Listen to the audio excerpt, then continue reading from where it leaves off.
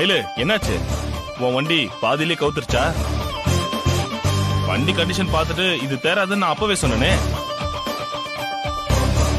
இதுக்குதான் மேலதிகாரி சொன்னா கேட்டுக்கணுங்கிறது. நான் சொல்றத மதிச்சு கேட்டு இருந்தேன்னா இப்படி நடு வழியில மாட்டிக்கிட்டு முழிக்க வேணாம்ல. நான் ஏற்கனவே நொந்து போயிருக்கேன். நீங்க வேற என்ன வெறுப்பேத்தாதீங்க சார். மயிலு, நான் வெறுப்பேத்தல. இனிமேலாவது நான் சொல்றதை கேட்டு பக்குவமா நடந்துக்கன்னு சொல்லி சொல்றேன். சரி, அது விடு. வண்டியில இரு, நான் வீட்டுல டிராப் பண்ணிடுறேன். வேணா சார், மெக்கானிக் இப்ப வந்துருவாரா? வண்டியை சரி பண்ணிட்டு நானே எடுத்துட்டு போய்க்கிறேன். தம்பி, ஓனர் எப்படா வருவாரு? அரை மணி நேரத்துல வந்துருவாரு சார். மயிலு, அவன் அரை மணி நேரம் கழிச்சு வந்து உன் வண்டியை ரிப்பேர் பண்ணி அப்புறம் நீ வீட்டுக்கு போக ரொம்ப டைம் ஆயிடும். எவ்வளவு நேரம் ஆனாலும் பரவாயில்ல சார். நாளைக்கு எனக்கு வண்டி வேணும்ல. வண்டியை சரி பண்ணி எடுத்துட்டு போறதுதான் சரியா இருக்கும். நீங்க கிளம்புங்க. மயிலு, சூழ்நிலை புரியாம பேசாத. இது ராத்திரி நேரம். நீ ரொம்ப அழகா இருக்க. பக்கத்திலேயே பார் இருக்கு. எவனாவது குடிச்சிட்டு வந்து கலாட்டா பண்ணா என்ன பண்ணுவ? நான் போலீஸ்காரி தானே. அவனை எப்படி சமாளிக்கிறதுன்னு எனக்கு நல்லாவே தெரியும் சார். சரி மயிலு, ஒருத்தனா வந்தா சமாளிப்ப. 4-5 பேர் குடிச்சிட்டு வந்து வம்பிழுத்தா உன்னால முடியுமா? பொதுமக்களுக்கு ஒரு பிரச்சனைனா போலீஸ் வருவாங்க. ஆனா போலீஸ்க்கு ஒரு பிரச்சனைனா யார் வருவாங்கன்னு எவனா ஒருத்தர் சோசியல் மீடியால போடுவான். அது சோசியல் மீடியாவுல ரொம்ப வைரல் ஆகும். இந்த ஊர்ல பெண் போலீஸ்க்கே பாதுகாப்பு இல்லைன்னு சொல்லி பேசுவாங்க, எழுதுவாங்க. அதுக்கு வேற எல்லாரும் விளக்கம் சொல்லணும். இப்பார், ஒன்னால இந்த பிரச்சனை எல்லாம் வேணுமா சொல்லு. பேசாம நான் சொல்றத கேளு. என் கூட வண்டியில வா. ஆமா மேடம், அண்ணன் வரதுக்கு முன்ன பின்ன ஆகும். நீங்க சாரோட கிளம்பிடுங்க. நான் பாட்டுக்கு கிளம்பிட்டா வண்டியை யார் எடுத்துட்டு வருவா? மயிலு, அது பிரச்சனையே இல்ல. தம்பி, வண்டியை சரி பண்ணி நாளைக்கு ஸ்டேஷன் கொண்டு வந்துரு. சரிங்க சார். வா போலாம். என்ன மயிலு யோசிக்கிற? உனக்கு எந்த கஷ்டமும் இல்லாம பூ மாதிரி ஏத்திட்டு போய் உன்னை வீட்டுல டிராப் பண்ணிடுறேன். வா, வண்டியில ஏறு. உங்களுக்கு எதுக்கு சார் கஷ்டம்? நான் ஆட்டோ பிடிச்சு போய்க்கிறேன். நீங்க கிளம்புங்க. இவ்வளவு நேரம் நின்னியே, இந்த பக்கம் ஒரு ஆட்டோ வச்சு போச்சா? இப்பார், நீ ஆட்டோக்காக வெயிட் பண்றதும் வண்டி சரியாகும்னு காத்துட்டு இருக்கிறதும் ஒண்ணுதான். இந்த மாதிரி இடத்துல நீ ரொம்ப நேரம் வெயிட் பண்ண வேண்டான்னு தான் என் கூட வர சொல்றேன். அதை புரிஞ்சுக்காம நீ இப்படி அடம் பிடிக்கிறியே. ஏய், நான் என்ன உனக்கு கடிச்சா திங்க போறேன்? வீட்டுல டிராப் பண்றேன்னு தானே சொல்றேன். அதுக்கு போய் ஏன் இவ்வளவு? மயிலு, வீடு நல்லா இருக்கா? இது வாடகை வீடுதான். சொந்த வீடு ஈரோட்ல இருக்கு. கொல்லிமலையில 2 எஸ்டேட் இருக்கு. ரொம்ப அலைய வேண்டாம்னு சொல்லிதான் பக்கத்திலேயே பாத்துட்டேன். எதுக்குடா நம்ம இதெல்லாம் சொல்லிட்டு இருக்கானு யோசிக்கிறியா? I'm just sharing. இது வேணுமா வேணாமான்னு முடிவெடுக்க உனக்கு யூஸ் ஆகும்ல. நீங்க எதை பத்தி பேசுறீங்கன்னு எனக்கு புரியல சார். நேரம் வரப்போ உனக்கே புரியும். உனக்கு டைம் ஆச்சுல்ல, நீயே போயிட்டு நம்ம 2 பேருக்கும் காஃபி போட்டு எடுத்துட்டு வா. உங்க வைஃப் இருக்காங்கன்னு சொன்னீங்களே சார். அவ மேல இருக்கா. அவளால இப்ப காஃபி போட முடியாது. வேலைக்காரனும் வீட்டுக்கு கிளம்பிருப்பான்.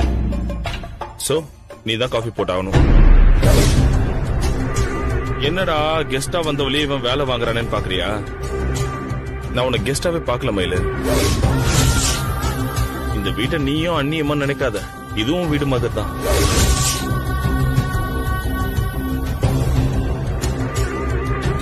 ஏய், சாரி மயிலு, தப்பா எடுத்துக்காத. ஃப்ரீயாருன்னு சொல்ல வந்தேன். இங்க பாரு மயிலு, உன் கையால காஃபி சாப்பிடுறது பாக்கியம் இல்லையா? ஒரு காஃபி போட ப்ளீஸ்.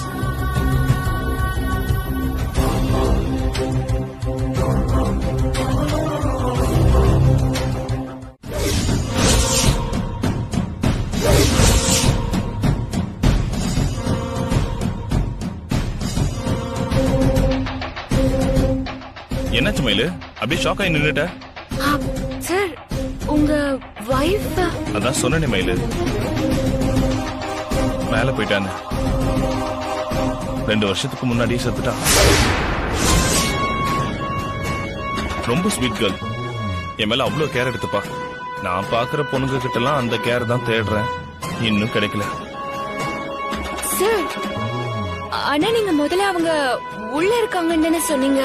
ஆமா மயிலு, உள்ள இருக்கான்னு தான் சொன்னேன். என் மனசுக்குள்ள. செத்தவங்க தானே மேல போவாங்க. அதான் மேல சொன்னேன். நீ தப்பா மாறின்னு புரிஞ்சுக்கிட்ட போல இருக்கு. சரி ஓகே, நீ போய் காஃபி போடு, நான் ஃப்ரெஷ் அப் ஆயிட்டு வந்துடுறேன்.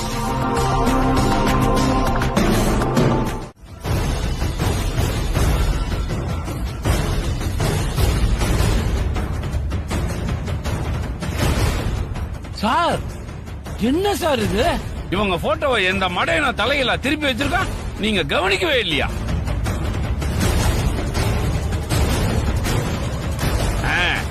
இப்பதான் சார் கரெக்ட். சார் உங்க வீட்டுக்காரமா மங்களகரமா மகாலட்சுமி மாதிரி இருக்காங்கல்ல, நீங்க 2 பேரும் பக்கமா இருந்திருந்தீங்கன்னா ஜோடி பொறுத்த சூப்பர்னு சொல்லியிருப்பேன் சார். ஆனா என்ன பண்றது, உங்களுக்கு தான் விதி கொடுத்து வைக்கலையா? இல்ல சார், சாரி சார். ஏற்கனவே நீங்க நொந்து போய் இருக்கிறீங்க. நான் பாட்டுக்கு எதையாவது பேசி கீசி உங்களை நோகடிச்சிட போறேன். நான் கிளம்பட்டுங்களா சார்? மயிலே போலாமா? போலாம் சார். வரேன் சார்.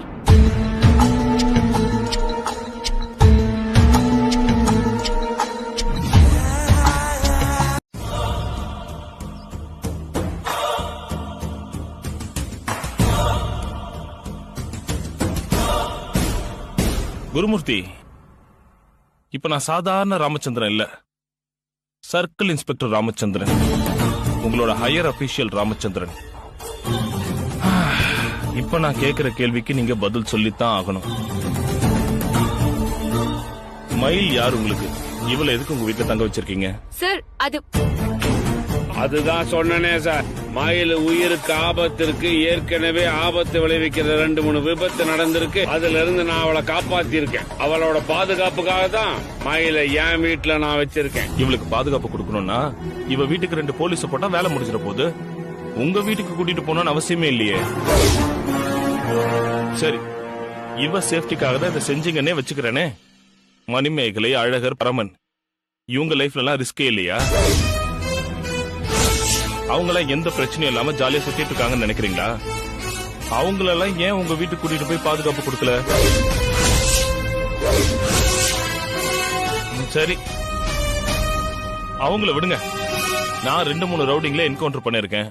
ஒரு மினிஸ்டரோட மோதி இருக்கேன். லிஸ்ட் போட்டு பார்த்தா எப்படியாவது ஒரு 10 பேர் என்ன போட்டு தள்ளணும் சுத்திட்டு இருக்காங்க. அப்ப நானும் பொட்டி படிக்கோட உங்க வீட்டுக்கு வந்துட்டுமா? எனக்கும் செக்யூரிட்டி சர்வீஸ் பண்ணுவீங்களா? சார், போலீஸ் வேலையில ரிஸ்க் இருக்குன்னு எனக்கும் தெரியும் சார். ஆனா மயில கொல்றதுக்காக தொடர்ச்சி அட்டம்ப்ட் நடந்துகிட்டே இருக்கு. மயிலுக்கு உடனடியா நான் பாதுகாப்பு கொடுக்கணும்னு தோணுச்சு. ஒரு டெம்பரவரி ஏற்பாடாதான் மயில என் வீட்டுல நான் தங்க வச்சிருக்கேன். இந்த மாதிரி மழுப்பலான பதில்லாம் எனக்கு தேவையில்லை. போலீஸ்ங்கிறது வெறும் அதிகாரம் மட்டும் இல்ல, ஆபத்தும் சேர்ந்ததுன்னு உங்களுக்கும் நல்லாவே தெரியும். அந்த ஆபத்தை அவங்க தான் ஹேண்டில் பண்ணுமே தவிர நாம எல்லாருக்கும் ப்ரொடெக்ஷன் கொடுக்க முடியாது. இதெல்லாம் தெரிஞ்சும் ஏன் நீங்க மயில மட்டும் ப்ரொடெக்ட் பண்றீங்க? மயில் மேல என்ன ஸ்பெஷல் அக்கறை? இந்த விஷயத்துல நீங்க காட்டுற ஆர்வத்தை பார்த்தா எனக்கு வேற மாதிரி தோணுது. ராமச்சந்திரா, குருமூர்த்தி, நீ சுப்பீரியர் தான், அதுக்காக உன் வாயில வந்தபடியெல்லாம் நீ பேசணும் அவசியம் இல்ல.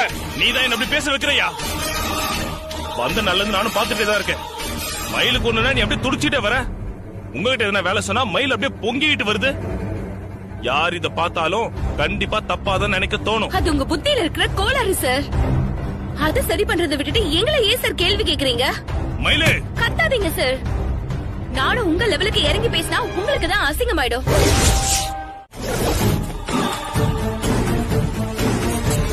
உள்ள நீங்க ஏன் சார் அமைதியாவே இருந்தீங்க? இவன மாதிரி கேவலமான ஆளுங்களுக்கு நம்ம உறவை பத்தி தெரியவும் தெரியாது, புரியவும் புரியாது சார். அவன் கேள்வி கேட்க ஆரம்பிச்ச உடனே மயில் ஏன் பொண்ணுதானே நீங்க மூஞ்சில அடிச்ச மாதிரி சொல்லிருக்க வேண்டியதானே சார்? இத என் பொண்ணு மாதிரின்னு சொல்லிருந்தா அதுக்கப்புறம் அவன் வாயவும் திறந்திருக்க மாட்டான், நம்மள பத்தி அசிங்கமாவும் பேசிருக்க மாட்டான் சார். நீங்க தான் சார் இவனை இந்த அளவுக்கு பேச விட்டுட்டீங்க.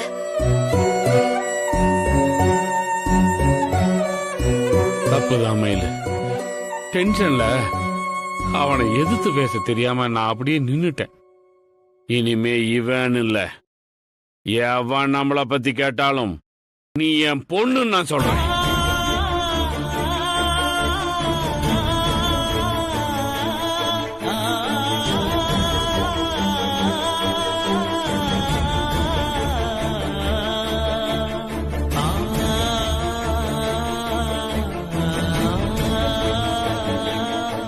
அவனை கட்டிக்கிட்டு கையில் சந்தோஷமா வாழ்வாளான்னு கொஞ்சமாவது யோசிச்சு பாத்தியா? அதெல்லாம் யோசிக்காம இருப்போமா ஜீவா? அக்கா அவனோட வாழ்ந்ததையே ஒரு கெட்ட கனவா நினைச்சு மறந்துட சொல்லலாம். ஆனா அந்த வாழ்க்கையோட அடையாளமா அவ வயித்துல ஒரு குழந்தை உருவாயிருக்கு. இந்த ஸ்டேஜ்ல அதை அழிக்கவும் முடியாது. அப்படி செஞ்சா அக்காவோட உயிருக்கே ஆபத்துன்னு டாக்டர் சொல்லிட்டாங்க. கல்யாணம் ஆகாமலேயே அக்கா அந்த குழந்தைய பெத்துக்கிட்டா அதுக்கும் அசிங்கம், எங்க குடும்பத்துக்கும் பெரிய அவமானம் ஜீவா. எல்லாரும் என் அக்காவை பத்தியும் அம்மாவோட வளர்ப்ப பத்தியும் தானே தப்பா பேசுவாங்க. ஜீவா, அவனை தேடி கண்டுபிடிச்சு கல்யாணம் பண்ணி வச்சுட்டா இந்த குழந்தைக்கு அப்பா யாருங்கிறது எல்லாருக்கும் தெரிஞ்சிரும். இது முறையான வழியில தான் பிறந்துச்சுன்னு ஊர் உலகத்துக்கும் புரிஞ்சிரும். மயிலு, நீ என்ன காரணம் சொன்னாலும் என்னால இத கொஞ்சம் கூட ஏத்துக்கவே முடியல மயிலு. ஊர் உலகத்தை பத்தி யோசிச்சு உன் அக்கா வாழ்க்கைய பலி கொடுக்க போறியோன்னு எனக்கு தோணுது. இங்க பாரு, அவன் யாருன்னு கண்டுபிடிச்சு அவனுக்கு தண்டனை வாங்கி கொடு. அத நான் வேண்டான்னு சொல்லவே இல்ல. அதை விட்டுட்டு அவனுக்கே கல்யாணம் பண்ணி வைக்கிறேன்னு சொல்றது இதெல்லாம் வேண்டாம் மயிலு, விட்டுரு. இது அம்மாவோட முடிவு ஜீவா. வேற வழி இல்லங்கறதுனாலதான் நானும் அதுக்காக ஓடிக்கிட்டு இருக்கேன். இப்ப போய் இது சரியா வராதுன்னு அம்மா கிட்ட சொல்ல முடியாது. அம்மாவும் அதை ஏத்துக்க மாட்டாங்க. மயிலு, பேசி பேசி நாம தான் மயிலு ஏத்துக்க வைக்கணும். ஒரு அயோக்கியனை கட்டிக்கிட்டு கஷ்டப்படுறதை விட இதனால வர அவமானத்தை ஏத்துக்கிறதுக்கு தயாரா இருக்கலாம். இங்க பாரு, சுத்தி இருக்கிறவங்க எல்லாம் எவ்வளவு நாளைக்கு இத பத்தி பேச போறாங்க? கொஞ்ச நாள் இத பத்தி பேசிட்டு அவங்களே டயர்ட் ஆயிடுவாங்க. இங்க பாரு, அதுக்காக அவங்க வாழ்க்கைய தண்டனையா மாத்துறது எனக்கு நியாயமான விஷயமா படல மயிலு. இந்த பிரச்சனைய நீங்க வெளியில இருந்து பாக்குறீங்க ஜீவா. அதனாலதான் இதால வர அவமானம் உங்களுக்கு பெருசா தெரியல. இத அனுபவிக்கிறவங்களுக்கு தான் இதோட வலியும் வேதனையும் புரியும். நீங்க இவ்ளோ பேசுறீங்கல்ல, நான் சும்மா ஒரு பேச்சுக்கு கேக்குறேன். உங்க தங்கச்சி இப்படி ஒரு தப்ப செஞ்சிருந்தா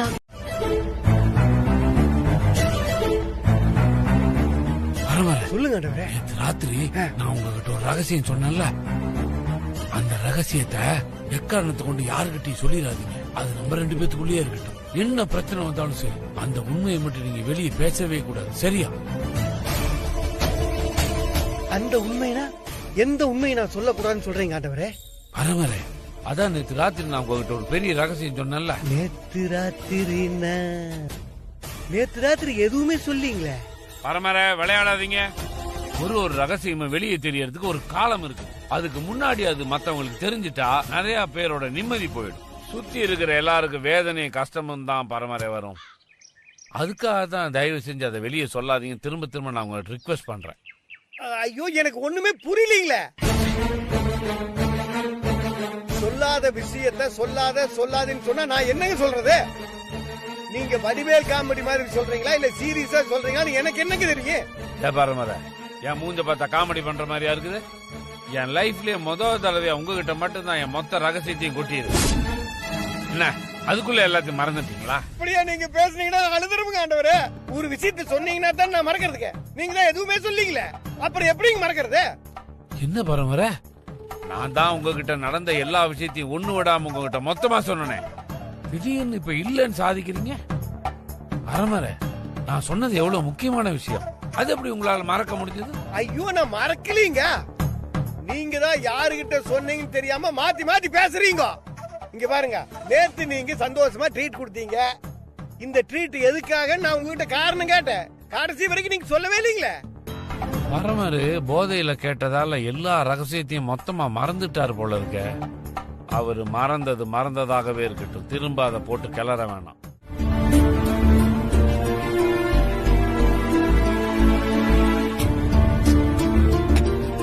கயல், சாப்பிடுறியாடி? இல்லக்கா, கொஞ்ச நேரம் ஆகட்டும்.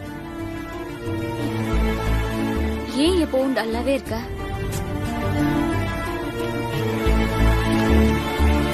மாதனோ உட்காரு. அக்கா, உரமும் இருக்கா? தரந்தனா. ஏ மலரே, சொல்லுமா. இங்க வாமா. சரிம்மா. நீ இருக்கா, நான் போயிட்டு வரேன். சாப்பிட்டியா? சாப்பிட்டேன்க்கா. அம்மா போய் கொஞ்சம் மோர் எடுத்துட்டு வா. சரிம்மா. தையல் கடை சுமதி பொண்ணு என்ன வேலை செஞ்சிருக்கா பாத்தியாக்கா? இல்ல தனோ, என்னாச்சு? என்னக்கா நீ இன்னைக்கு முழுக்க இந்த தெருல அவளை பத்தி தான் பேசிட்டு இருக்கு. நீ பக்கத்து வீட்லயே இருந்துட்டு எதுவுமே தெரியாம இருக்க. ஏய், நான் வீட்டை விட்டு வெளியிலயே வரல, அதனால என்ன நடந்துச்சுன்னு எனக்கு தெரியாது. என்ன விஷயம் சொல்லு. அவ யாரையோ காதலிக்கிறா போல. வீட்ல இதுக்கு சம்மதிச்சாங்களா இல்லையான்னு தெரியல. அந்த கழுத நேத்து ராத்திரி காதலிச்சவனோட ஓடி போயிட்டாளாங்கா. வீட்டை விட்டு போயிட்டாங்கிற விஷயத்த வச்சு மட்டும் ஒரு பொண்ணோட நடத்தைய பத்தி தப்பா பேசுறது பாவம் தானோ.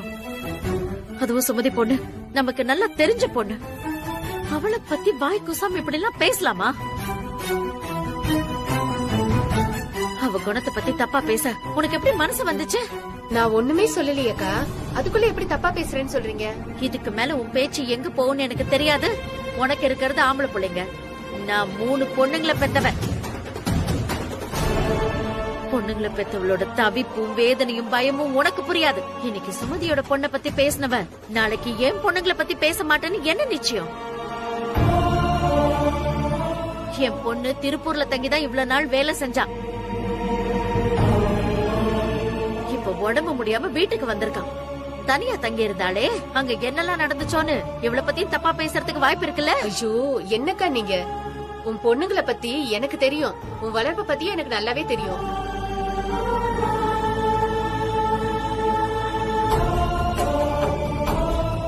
இவங்கள பத்தி நான் தப்பா பேசினா நான் கழுகிடும்க்கா. ஏன் பொண்ணுங்கன்னு இல்ல, நாம எந்த பொண்ணை பத்தியும் தப்பா பேசக்கூடாது தானோ. அந்த வலியை யாருக்கும் கொடுக்க கூடாது. சரிங்கக்கா, இனிமே நான் அப்படி எதுவும் பேசல.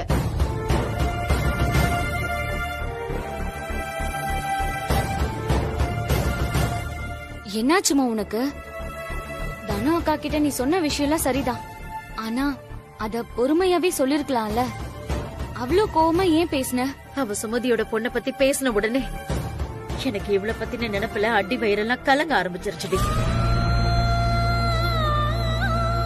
பொண்ணு வீட்டை விட்டு போயிட்டான்னு தெரிஞ்சதுக்கே எப்படி எல்லாம் பேசுறாங்கன்னு பார்த்தல.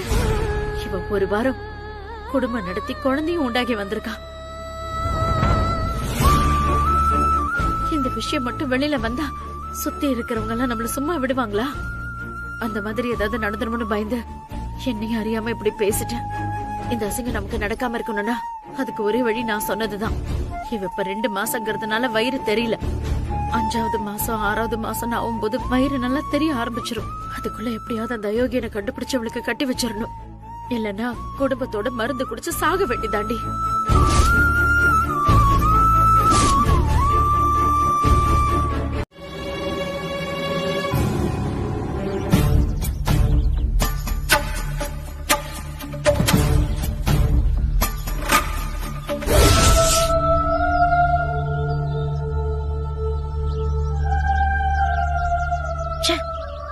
சாமியார பார்த்து நல்லதா 4 வார்த்தை கேட்டுட்டு போலான்னு வந்தா சாக்கடை எதிரில வந்து நிக்க. அம்மா, கோயிலுக்கு வந்து என்னம்மா பேச்சு இதெல்லாம்? பெத்தவளுக்கு துரோகம் பண்ணிட்டு இவெல்லாம் எதுக்கடி கோயிலுக்கு வரா?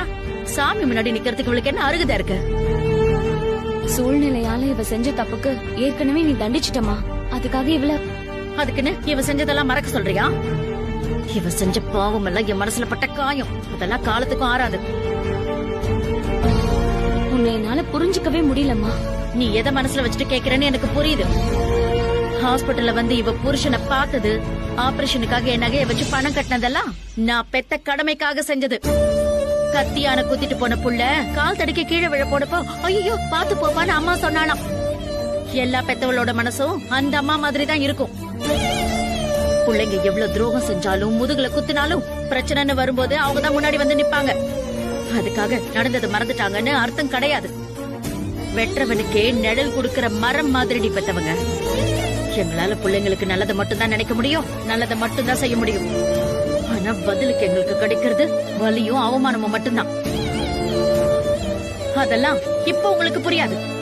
நாளைக்கு உங்களுக்கு பிறக்கிற பிள்ளைங்க துரோகியா மாறி நிக்கிறப்பதான் அது எவ்வளவு பெரிய வேதனைங்கிறது உங்களுக்கு புரியும். அம்மா, புரியுது பாரு, இவளுக்காக வரிஞ்சு கட்டிட்டு நீ எதுவும் பேசாத. இவ எனக்கு பொண்ணு இல்லனா உனக்கும் தங்கச்சி இல்ல. அறந்த உறவை திரும்ப எப்படியாவது ஒட்ட வச்சுக்கலான்னு கனவு காணாத. முதல்ல நீ வீட்டுக்கு கிளம்பு. என்னம்மா கிளம்புன்னு என்ன மட்டும் சொல்ற? இல்ல, நீ வரலையா? நான் இன்னைக்கு சாமியார பார்த்தே ஆகணும். அவரை பார்க்காம நான் வரதா இல்ல.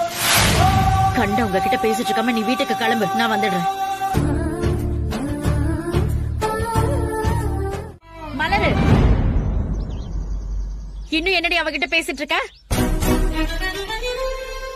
அவளுக்காக உருகினதெல்லாம் போதும். இப்ப நீ கிளம்புறியா இல்லையா? பெத்தவளை விட கூட பிறந்தவதான் முக்கியம்னா அவ கூடவே போயிடு. என்ன மறந்துடு. சரிக்கா, நான் கிளம்புறேன். நீயும் வீட்டுக்கு கிளம்பு. அம்மாவை கோவப்படுத்தாத.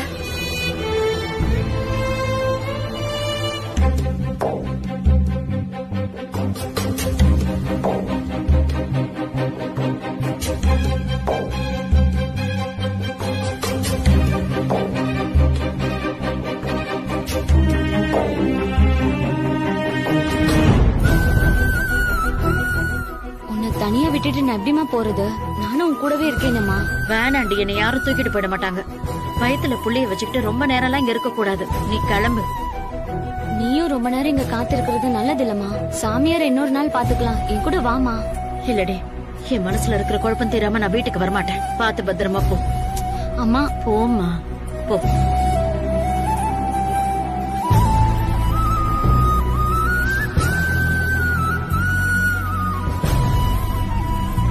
முடியல சாமி. அம்மா, பொண்ணு அப்பாவை தேடி போறதுல என்னம்மா தப்பு இருக்கு? உங்களுக்கு அந்த ஆளை பத்தி தெரியாது சாமி. அந்த ஆளுக்கு தான் சந்தோஷமும் சுயநலமும் தான் முக்கியம். அதுக்காக என்ன வேணும்னாலும் செய்வாரு, எந்த எல்லைக்கு வேணும்னாலும் போவாரு. இதெல்லாம் தெரியாம என் கடைசி பொண்ணு அவர் வீட்லயே போய் அடைக்கலமா தங்கி இருக்கா சாமி. அந்த அயோக்கிய வீட்டுல இருந்து எப்படியாவது என் பொண்ணு வெளியில வரணும். மனுஷ தன்மையே இல்லாத அந்த அரக்க வீட்டுல என் பொண்ணு இருக்கவே கூடாது. மா, எனக்கு தெரிஞ்ச வரைக்கும் நான் சொல்றேன், உங்க புருஷன் முன்ன மாதிரி இல்லம்மா, நிறைய மாறிட்டாரு. அவரு முழுசா நல்லவராயிட்டாரான்னு எனக்கு தெரியாது. ஆனா முன்ன இருந்த மாதிரி கெட்டவரா மட்டும் இல்ல எனக்கு தோணுது. அவரு செஞ்ச தப்புக்காக மனசார அவர்கிட்ட வேதனைப்படுறாரு. அதுக்கு பிராயச்சித்தம் பண்ணணும்னு தான் அவர் துடிக்கிறார். அததான் என்னால உறுதியா அவங்ககிட்ட சொல்ல முடியும். அவரை பத்தி இதுக்கு மேலேயும் தப்பா நினைக்காதீங்கம்மா. நீங்க பேசுறத கேட்கும் போது எனக்கு ரொம்ப வருத்தமா இருக்கு சாமி. உங்கள மாதிரி பெரியவங்க எல்லாம் அந்த ஆளுக்கு ஆதரவா பேசவே கூடாது. இந்த விஷயத்துல உங்க கணிப்பு தப்புன்னு நான் அடிச்சு சொல்வேன் சாமி. சூரியன் இனிமே மேற்குல உதிக்கணும்னு சொல்லுங்க, அத கூட நான் நம்பிடுவேன். ஆனா அந்த ஆள் மாறிட்டாருன்னு சொல்றத மட்டும் நான் நம்பவே மாட்டேன். ஏதோ ஒரு திட்டத்தோட தான் அந்த ஆள் இப்ப என் பொண்ணு கிட்ட நல்லவர் மாதிரி நடிச்சிட்டு இருக்காரு. அவரு அவளுக்கு ஏதோ வசியம் வச்சுட்டாருன்னு தோணுது சாமி. இல்லன்னா என்னோட பொண்ணு என்ன உதறி தள்ளிட்டு அந்த ஆள் முக்கியம்னு போயிருக்க மாட்டா சாமி. அவர் அவளை என்ன செஞ்சாரு, அவ எப்படி அந்த ஆள் கிட்ட போனான்னு நீங்க தான் சாமி சொல்லணும். நீங்க நினைக்கிற மாதிரி எந்த தப்பும் நடக்கல. உங்க பொண்ணுக்கு அவர் வசியமும் வைக்கல. அவரு மாறினதை புரிஞ்சுக்கிட்டு அவளாவே தான் அவளை தேடி போயிருக்கா. இது காலத்தின் கட்டாயம், நீங்க ஏத்துக்கிட்டு தான் ஆகணும். எப்படி ஏத்துக்க முடியும் சாமி? இத்தனை வருஷம் நான் அவளை கஷ்டப்பட்டு வைராக்கியமா வளர்த்து ஆளாக்குனது எதுக்கு? அவளை கொல்ல சொன்ன அந்த ஆள்கிட்டே தாரவாத்து கொடுக்கறதுக்கா? நான் பெத்த பொண்ணு ஏன் கூட இல்லனாலும் பரவாயில்ல, அந்த ஆள் பக்கத்துல மட்டும் இருக்கவே கூடாது. அந்த ஆளுக்கு வசி ஏதாவது வச்சு அவளை பிரிச்சிட முடியுமான்னு சொல்லுங்க சாமி. நான் சன்னியாசி, சூனியக்காரன் கிடையாது. இந்த விஷயத்துல என்னால உங்களுக்கு உதவ முடியாதுமா. கால நேரம் வரும்போது எல்லாமே மாறும். நீங்களும் மாறுவீங்க, உங்க பொண்ணு போன வழியில தான் நீங்களும் போவீங்க. இதுதான் நிதர்சனம். இதுக்கு என்ன அர்த்தம் சாமி? மயில் மாதிரி நானும் வெக்கம் கெட்டு போய் அந்த ஆளை மன்னிச்சு ஏத்துக்குவேன்னு சொல்றீங்களா? அது இந்த ஜென்மத்துல நடக்காத சாமி. என் பொண்ணுங்களையும் நான் அவர் கூட சேர விட மாட்டேன். அவர் செஞ்ச பாவத்துக்கு நான் அவருக்கு கொடுக்கிற தண்டனை இது.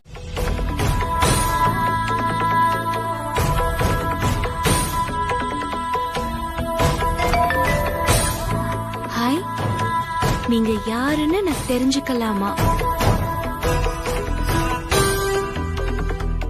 நான் விரிச்ச வலையில அந்த ராஸ்கல் சிக்கிட்டான்.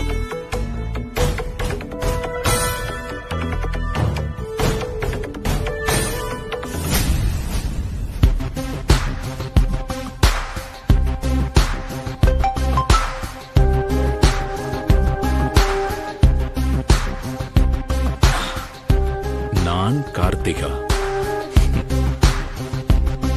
சேலத்துல சொந்தமா பிசினஸ் பண்ணிட்டு இருக்கேன்.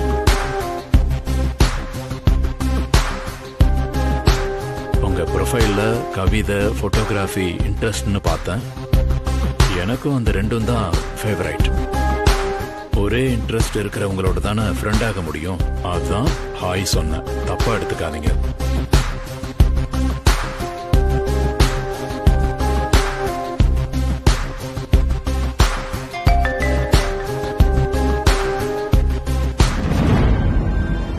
இதுல தப்பா எடுத்துக்கிறதுக்கு என்னங்க இருக்கு? ஒரு அழகான பொண்ணு தேடி வந்து ஃப்ரெண்ட் ஆகிறத விட பெரிய சந்தோஷம் வேற எதுவுமே இல்ல. அழகான பொண்ணுன்னு கொடுத்த காம்ப்ளிமெண்ட்டுக்கு தேங்க்ஸ். நீங்க என்ன பண்றீங்க? பொண்ணு சூப்பரா இருக்கா. பிசினஸ் பண்றான்னா பைனான்சியலாவும் வெயிட்டா தான் இருப்பா, கேஷுவலாவும் பேசுறா. இவளை எப்படியாவது மடக்கி நம்ம விளையாட்ட போட்ட வேண்டியதான்.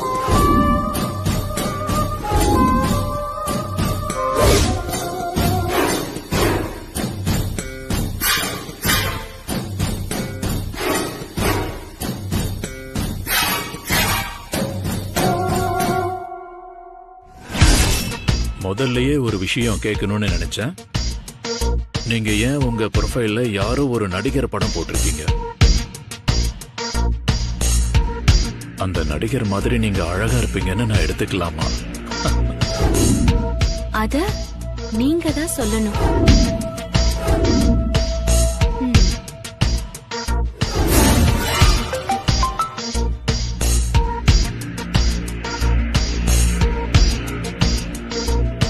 உங்க போட்டோவை பார்க்காம எப்படி சொல்ல முடியும்? உங்க போட்டோவை போடுங்க ப்ளீஸ்.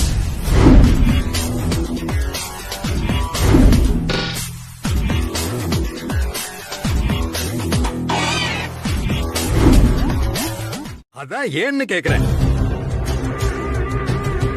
எனக்கு அவளை ரொம்ப பிடிச்சிருக்கு சார். என் முத வைஃப் இறந்து 2 வருஷம் ஆச்சு. இன்னும் நான் சிங்கிளா தான் இருக்கேன். அப்பப்ப டெம்பரரியா யாராவது வந்துட்டு போறாங்க தான். ஆனா நிரந்தரமா செட்டில் ஆகணும்னு நான் எதிர்பார்க்கிறேன் சார். புரிஞ்சிருச்சு ராம், நீ அந்த மயில கல்யாணம் பண்ணிக்கணும்னு ஆசைப்படுற. அதுக்கு நாங்க அர்ச்சதை தூவி ஆசீர்வாதம் பண்ணணும்னு எதிர்பார்க்கிற, அப்படித்தானே?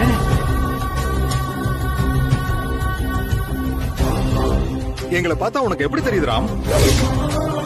மயில் தான் எங்களுக்கு மெயின் டார்கெட். குருமூர்த்தி எல்லாம் செகண்டரி தான். அவளை வேலையை விட்டு காலி பண்ண சொன்னா நீ கல்யாணம் பண்ணிக்கிறேன்னு வந்து நிக்கிற. இதுதான் நீ எங்களுக்கு காட்டுற விசுவாசமா? நீங்க என்ன தப்பா புரிஞ்சுக்கிட்டீங்க. அவ நிச்சயமா போலீஸ் வேலையில இருக்க மாட்டா. அதுக்கு நான் கேரண்டி சார். ஐபிஎஸ் ஆகணுங்கிற கனவோட அலையிற அவளை என் பொண்டாட்டியாக்கி வீட்லயே அடக்கி வைக்க போறேன் சார். அவளுக்கு ஏற்கனவே கல்யாணம் ஆயிடுச்சுன்னு கேள்விப்பட்டேன் ராம். எனக்கும் தெரியும் சார். அந்த பிரச்சனையை நான் பாத்துக்கிறேன் சார். நீங்க மட்டும் எனக்கு கிரீன் சிக்னல் கொடுத்தா போதும். இல்ல ராம், எங்க பிளான் அது இல்ல. கொஞ்சம் இருங்க. அதான் ராம் ஆசைப்படுறான்ல, அனுபவிக்கிட்டோம். நாம அதை ஒண்ணும் தடுக்க வேண்டாம். ஆனா நாம கொடுத்த வேலை அதத்தான் முடிச்சு தரேன்னு அவனே சொல்றான்ல. அவ காக்கி யூனிஃபார்ம கழட்டிட்டு தான் கல்யாணம் பண்ணிப்பேன்னு அவனே சொல்றான். அதுல என்ன பிரச்சனை இருக்கு நமக்கு? ராம், உனக்கு கிரீன் சிக்னல் நான் கொடுக்கறேன். நீ நினைச்சது பாசிட்டிவா முடியறதுக்கு என் வாழ்த்துக்கள். Thank you sir. என்ன சொல்ல போறீங்களோன்னு பயந்துகிட்டே இருந்தேன். மைண்ட் இப்பதான் கொஞ்சம் ரிலாக்ஸ்டா இருக்கு சார். சார் தான் இன்னும் சமாதானம் ஆகல போல இருக்கு. அண்ணன் கிட்ட நான் பேசிக்கிறேன், நீ கிளம்பு. Thanks sir. நான் வரேன் சார். வரேன் சார். ஏன் தம்பி இப்படி பண்ணீங்க? எதுக்கு அவனுக்கு பர்மிஷன் கொடுத்தீங்க? இதை நீங்க முதல்லயே சொல்லியிருக்கலாம். ஹோட்டலுக்கு வந்து வெயிட் பண்ணி நீங்க ஏன் வரலன்னு கேட்டதுக்கு அப்புறம் இதையெல்லாம் சொல்றீங்க. இந்த ரிலேஷன்ஷிப்பை நீங்க எந்த அளவுக்கு மதிக்கிறீங்கன்னு இதுலயே புரிஞ்சிருச்சு. உங்களை பார்க்க உடனே ஓகே சொன்னது என்ன மாதிரியே ஒரு ரசனையான ஆளை பார்க்கணுங்கிற ஆர்வத்துல தான். இந்த தப்பான புரிதலோட இந்த உறவை நம்ம கண்டினியூ பண்ண வேண்டாம். Good bye. ஒரு நிமிஷம் டி, அவனை கண்டுபிடிக்கிறேன்னு சொல்லிட்டு இப்ப ஏன்டி இந்த மாதிரி மெசேஜ் அனுப்புற? அவனுக்கு என் மேல ஏதோ சந்தேகம் வந்துருச்சுடி. அதான் என்ன பாக்குறத அவன் அவாய்ட் பண்ணிருக்கான். என்ன போய் இப்படி தப்பா நினைச்சிட்டீங்களே? உங்களை நான் பார்த்தே ஆகணும்னு நான் உருகி வழிஞ்சு மெசேஜ் அனுப்புனேன்னு வை, அவனுக்கு சந்தேகம் இன்னும் அதிகமாயிடுடி. இந்த உறவையே முடிச்சுக்கலாங்கிற மாதிரி நான் கோவமா மெசேஜ் அனுப்புனேன்னு வை, அவனுக்கு அப்படியே பதறும். ஐயோ, நம்ம சந்தேகத்தால ஒரு அழகிய மிஸ் பண்ணிட்டோமேன்னு அவனும் சமாதானப்படுத்த நம்ம கிட்ட வருவான். இதெல்லாம் இந்த மாதிரி உமனைசரோட சைக்காலஜி. இதுக்கு அவன் எப்படி ரெஸ்பாண்ட் பண்றான்னு பாக்கலாம். என்ன இப்படி மெசேஜ் அனுப்பியிருக்கா? அவளை சந்தேகப்பட்டது தப்போ? இப்பவே அவளை கூல் பண்ணுற மாதிரி ஏதாவது மெசேஜ் அனுப்பலாமா? வேண்டாம், அவன் இப்போ கோவத்தில் தான் இருக்கான். என்ன சொன்னாலும் ஏற்றுக்க மாட்டான். அவளை சமாதானம் பண்ற படலத்தை ராத்திரி பார்த்தோம். இதை விட பெரிய கோவத்தையெல்லாம் சமாளிச்சிருக்கோம். இதை சமாளிக்க முடியாத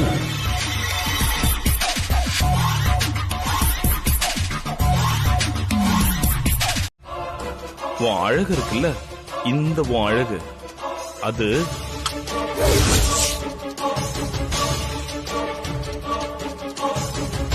மயிலு, இந்த அழகோட சீக்ரெட் என்ன?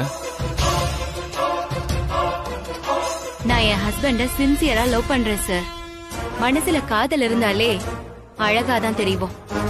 Good, great, all right.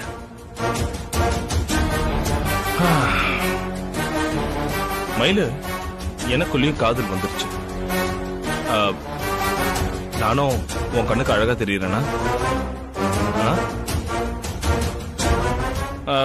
என்னடா, பொண்டாட்டி செத்து 2 வருஷமாச்சு, அதுக்குள்ளேயே காதல் கிதல்னு பேசுறானேன்னு பாக்குறியா? என்ன பண்றது,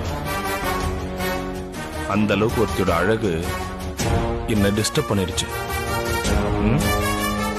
ஒரு அழகான பொண்ணை பார்த்ததும் ஒருத்தன் காதல்ல விழலன்னா அவன் வேஸ்ட், அவன் ஆம்பலியே இல்லன்னு நான் நினைக்கிறேன். நீ என்ன நினைக்கிற? எனக்கு நிறைய வேலை இருக்கு சார். நீங்க என்ன விட்டா போதும்னு நினைக்கிறேன். நோ நோ நோ நோ, அப்படியெல்லாம் விட முடியாது, அப்படியெல்லாம் விடவே முடியாது. ஆமா, உன் புருஷனுக்கு ஆக்சிடென்ட் ஆகி ஹாஸ்பிட்டல்ல சீரியஸா இருக்காராமே, ஹவ் இஸ் ஹி? நல்லா இருக்காரு. மயிலு, நான் இன்னொரு விஷயம் கேள்விப்பட்டேன்.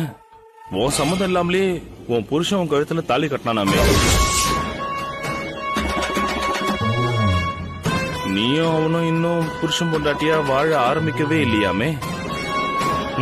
நீ IPS ஆபீசர் ஆனதுக்கு அப்புறம் தான் லைஃப் ஆரம்பிக்கணும்னு முடிவு பண்ணிருக்கீங்களா?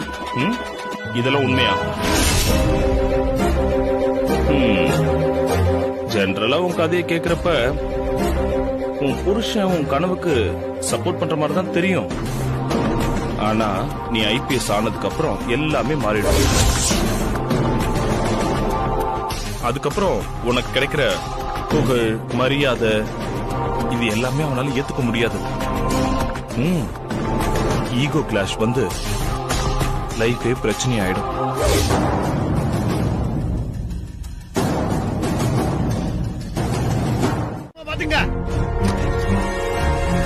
ஹலோ, என்ன கூடி கூடி டிஸ்கஸ் பண்ணிட்டு இருக்கீங்க? கிரைம் ரேட்டை குறைக்கிறத பத்தியா, இல்ல அக்யூஸ்ட் அத்தனை பேரையும் அப்படியே அள்ளி கொண்டு வரத பத்தியா? இல்லைங்க சார், ஏரியால புதுசா ஒரு அக்யூஸ்ட் முளைச்சிருக்கானா சார். அவன் சிகப்பா வேற இருக்கானுங்க. அவனோட ஆட்டம் ரொம்ப ஓவரா இருக்கு சார். அள்ளிட்டு வந்து குதிகால் நரம்பு அத்து விட்டோன்னு வைங்க, ஆட்டம் அடங்கிரும் சார். அத பத்தி தான் சார் டிஸ்கஸ் பண்ணிட்டு இருக்கோம். இந்த ஆட்டம் கூட நல்லாதானுங்க இருக்கு. நீங்க 2 பேரும் அக்யூஸ்ட பத்தி பேசுன மாதிரி தெரியலையே, அதிகாரி பத்தி பேசுன மாதிரி தெரியுது. அவரு அதிகாரி தான், புரிஞ்சுட்டாரு பாருங்க. எதுவா இருந்தாலும் நேரா வெளிப்படையா சொல்ல வேண்டியது தானே? ஆம்பளை தானே? சார் இதெல்லாம் நல்லா இல்ல. நல்லா இல்லையா? நல்லா இல்ல. எனக்கு பிடிக்கல சார். என்ன பண்றது? என் பொண்டாட்டி எடுத்து கொடுத்தா தூக்கி வீச மனசு வரல. அதான் டிஷர்ட்டை போட்டுட்டு வந்துட்டேன். நீங்க போட்டுட்டு வாங்க போடாம வாங்க அதை பத்தி எல்லாம் எனக்கு கவலை கிடையாது. ஸ்டேஷன்ல இருக்கிற பொண்ணுக்கு நீங்க பூ கொடுத்ததெல்லாம் சரியில்லை சார்.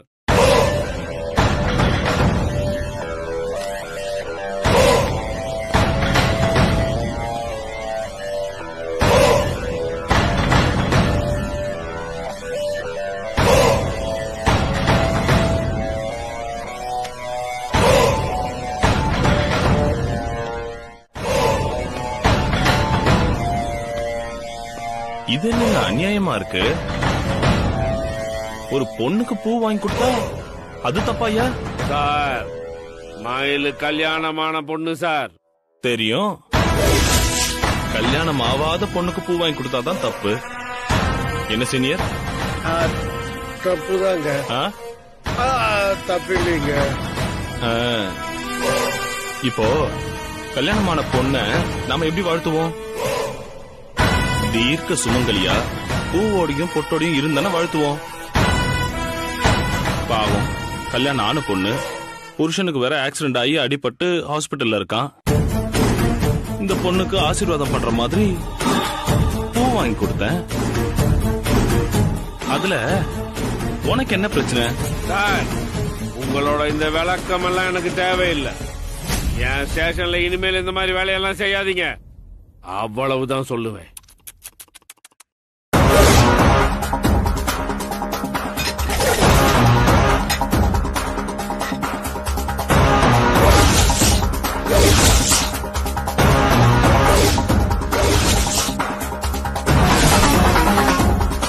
என்ன மிஸ்டர் குரலை வசத்துறீங்க? இது ஸ்டேஷன், நான் உங்க சுப்பீரியர். அடங்கி நடக்கணும். இல்லனா